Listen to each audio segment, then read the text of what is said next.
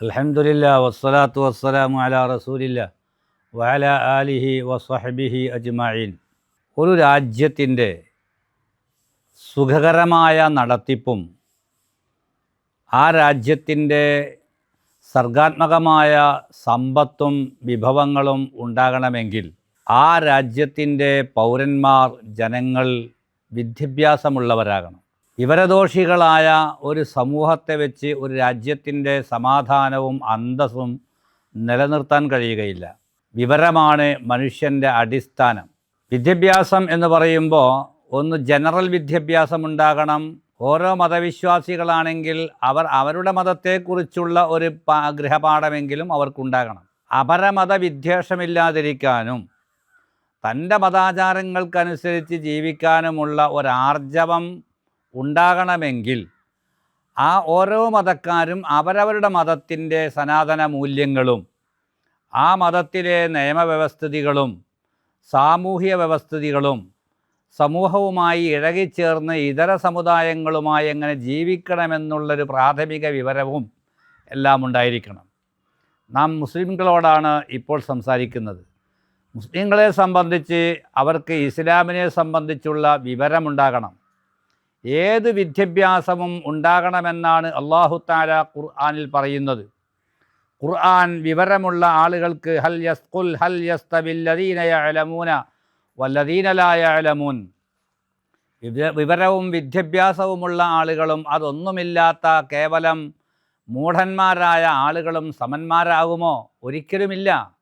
വിദ്യാഭ്യാസമില്ലാഞ്ഞാൽ കാണുന്നതിൻ്റെ ഒക്കെ പിന്നാലെ പോയി ചിലപ്പോൾ അവർ സുഖലോലുപരായി ലഹരിക്കാരാകാം, തെമ്മാടികളാകാം, അക്രമികളാകാം, പിടിച്ചുപറിക്കാരാകാം, അപരമത വിദ്വേഷം തെരുപ്പിൽ കയറ്റി അക്രമമുണ്ടാക്കുന്നവരാകാം. ഇതൊക്കെ ഉണ്ടാകാനുള്ള കാരണം വിവരമില്ലായ്മ കൊണ്ടാണ്. അതുകൊണ്ടാണ് മുസ്ലിമീങ്ങൾ കുഞ്ഞുമക്കളെ ചെറുപ്പത്തിലെ മദ്രസയിൽ പഠിപ്പിക്കുന്നു.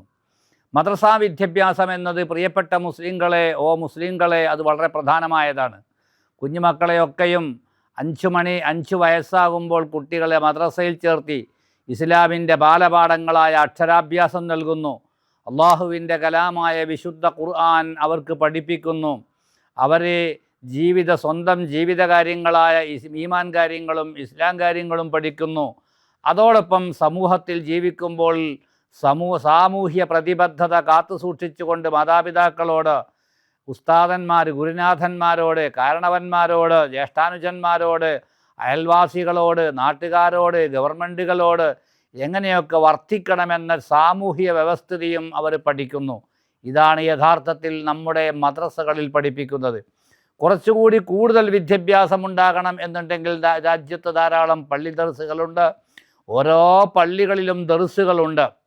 കേരളത്തിൽ ഇസ്ലാമിക പ്രബോധനവുമായി കടന്നു വന്ന ചേരമാൻ കാലം മുതൽ തന്നെ കേരളത്തിലെ ഒട്ടുമിക്കാൽ പള്ളികളിലും പണ്ഡിതന്മാരെ വളർത്തിയെടുക്കുന്ന പള്ളി ദർസുകൾ സ്ഥാപിച്ചിട്ടുണ്ട്.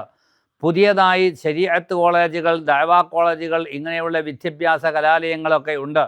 ആ കലാലയങ്ങളിലെല്ലാം പഠിപ്പിക്കുന്നത് രാജ്യദ്രോഹങ്ങളല്ല, രാജ്യത്തിനോട് കൂറുള്ള ഭക്തിയുള്ള ഒരു മുസ്ലിമായി സമ്പൂർണനായി തൻ്റെ മതാധ്യാപനങ്ങൾക്കനുസരിച്ച് കൊണ്ടെങ്ങനെ ജീവിക്കണം എന്ന നിയമവ്യവസ്ഥിതികളാണ് പഠിപ്പിക്കുന്നത്. മുസ്ലിമിനെ സംബന്ധിച്ചിടത്തോളം അവരെ വിദ്യാഭ്യാസം ഫർള് ഐനായതുണ്ട്, ഫർള് കിഫയായതുണ്ട്. സാമൂഹ്യമായ വിദ്യാഭ്യാസം, ഒരു രാജ്യത്ത് ജീവിക്കുമ്പോൾ ആ രാജ്യത്തെ തൊഴിൽ എടുക്കാനാവശ്യമായ വിവരങ്ങളും ഒക്കെ ശേഖരിക്കുക എന്നത് ഫർള് കിഫയാണ്. അപ്പോൾ തെങ്ങ് കയറ്റുന്നവരുണ്ടാകണം, ആശാരിപ്പണി പഠിച്ചവരുണ്ടാകണം, എൻജിനീയറിംഗ് പഠിച്ചവരുണ്ടാകണം, ശാസ്ത്രവിദഗ്ധത നേടിയവരുണ്ടാകണം. ശാസ്ത്രവിജ്ഞാനങ്ങൾക്കെല്ലാം വലിയ പ്രാമുഖ്യം കൊടുത്തവരാണ് ഇസ്ലാമും ഇസ്ലാമിൻ്റെ പണ്ഡിതന്മാരും. പിൽക്കാലത്ത് വന്ന ഖുലഫാ റാഷിദുകളുടെ കാലം കഴിഞ്ഞാലുള്ള എല്ലാ ഖലീഫമാരുടെയും ഇസ്ലാമിക കാലഘട്ടങ്ങളിൽ വലിയ വിദ്യാഭ്യാസ മുന്നേറ്റം തന്നെ നടക്കുകയുണ്ടായി. ശാസ്ത്രവിജ്ഞാനത്തിന് വലിയ വില കൊടുക്കുകയുണ്ടായി. നിങ്ങൾക്ക് അറിയാമോ, മഹാനായ ഹബീബ് റസൂലുള്ളാഹി സ്വല്ലല്ലാഹു അലൈഹി വസല്ലമ തങ്ങളുടെ വചനങ്ങളും അവിടുത്തെ സന്ദേശങ്ങളുമാണല്ലോ ഹദീസ്. ആ ഹദീസ് ലോകത്ത് പഠിപ്പിച്ചൊരു മഹാനായ പണ്ഡിതനാണ് യഹ്യ ഇബ്നു മുഈൻ. അദ്ദേഹത്തിൽ നിന്ന് ബുഖാരിയും മുസ്ലിമും ഒക്കെ ഹദീസുകൾ റിപ്പോർട്ട് ചെയ്തിട്ടുണ്ട്. ഷെയ്ഖുൽ മുഹദ്ദിസീൻ എന്നാണ് അദ്ദേഹത്തെ പറ്റി പറയുക.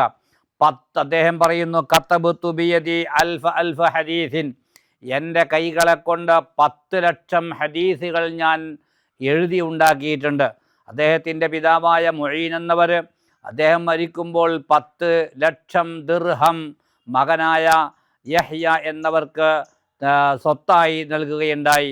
ആ സ്വത്ത് മുഴുവനും വിദ്യാഭ്യാസ ശേഖരണത്തിനും ഗ്രന്ഥങ്ങൾ വാങ്ങാനും ഗ്രന്ഥങ്ങൾ എഴുതാനും ഉണ്ടാക്കാനും പണത്തെ യാത്രകൾക്കും വേണ്ടി, വിദ്യാഭ്യാസ യാത്രകൾക്ക് വേണ്ടിയൊക്കെ ചെലവഴിച്ച മഹാനാണ് യഹ്യ ഇബ്നു മുഈൻ. വിജ്ഞാനത്തോട് കാട്ടിയിട്ടുള്ള പ്രതിബദ്ധതയാണ് ഇവിടെ നാം കാണുന്നത്.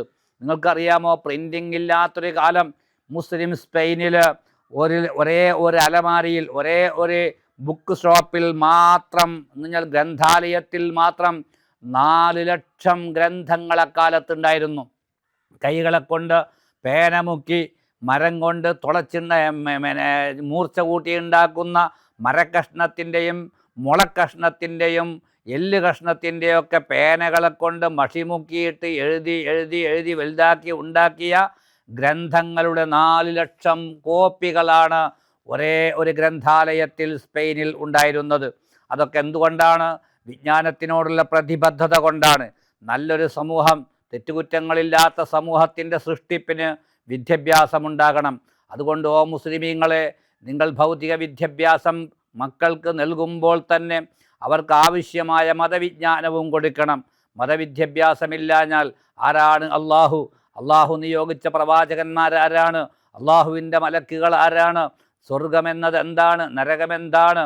ഇഹലോകമെന്താണ്? പരലോകമെന്താണ്? പരലോക വിജയത്തിൻ്റെ നിദാനങ്ങൾ എന്തൊക്കെയാണ് എന്നൊരു വിവരം കുട്ടികൾക്കില്ലാതെ പോകുമ്പോഴാണ് അവിടെ യുക്തിവാദം ജനിക്കുന്നത്, നിരീശ്വരത്വം ജനിക്കുന്നത്, വിവിധങ്ങളായ അപകടകാരികളായ വാദഗതികളുമായി മുസ്ലിം മക്കൾ രംഗത്ത് വരുന്നത്. അതുകൊണ്ട് സകല മുസ്ലിമീങ്ങളും ഹബീബായ റസൂലുള്ളാഹി തങ്ങളുടെ ഒരു ഹദീസ് ഞാൻ അവസാനം നിങ്ങളെ കേൾപ്പിക്കുകയാണ്. മൻ സലക തരീഖൻ യൽതമിസു ഫീഹി ഇൽമൻ, അള്ളാഹുവിൻ്റെ ദീനും അള്ളാഹുവിൻ്റെ വിജ്ഞാനവും ശേഖരിക്കാൻ ആര് ഏത് വഴിക്ക് ഇറങ്ങി പുറപ്പെട്ടോ, സഹലല്ലാഹു ലഹു തരീഖൻ ഇലൽ ജന്ന, അദ്ദേഹം സ്വർഗത്തിലേക്കുള്ള വഴി എളുപ്പമാക്കി പടച്ചവൻ അവർക്ക് നൽകും. ഇത് സ്വഹീഹ് മുസ്ലിമിൽ 2699 ഹദീസായി റിപ്പോർട്ട് ചെയ്തിട്ടുണ്ട്. അപ്പോൾ നന്മയുടെ വഴിയാണ് വിവരം, നന്മയുടെ വഴിയാണ് വിദ്യാഭ്യാസം. ആ വിദ്യാഭ്യാസത്തിലേക്ക് ഇറങ്ങിയാൽ അവൻ്റെ ശാശ്വത വിജയമാകുന്ന സ്വർഗത്തിലേക്കുള്ള വഴികളിലേക്ക് പ്രവേശിച്ചു കഴിഞ്ഞു. അള്ളാഹു ആ വഴിക്ക് എളുപ്പമാക്കി എല്ലാ വഴികളും തുറന്നു കൊടുക്കും. സർവശക്തനായ അള്ളാഹുവിൻ്റെ ദീൻ നന്നായി പഠിക്കാൻ, വിശുദ്ധ ഖുർആൻ നന്നായി പഠിക്കാൻ, ഹദീസുകൾ പഠിക്കാൻ, ഫിഖ് പഠിക്കാൻ, തസവുഫ് പഠിക്കാൻ, താരീഖ് പഠിക്കാൻ ഉടയ തമ്പുരാൻ നമുക്ക് എല്ലാവർക്കും അനുഗ്രഹിക്കുമാറാകട്ടെ.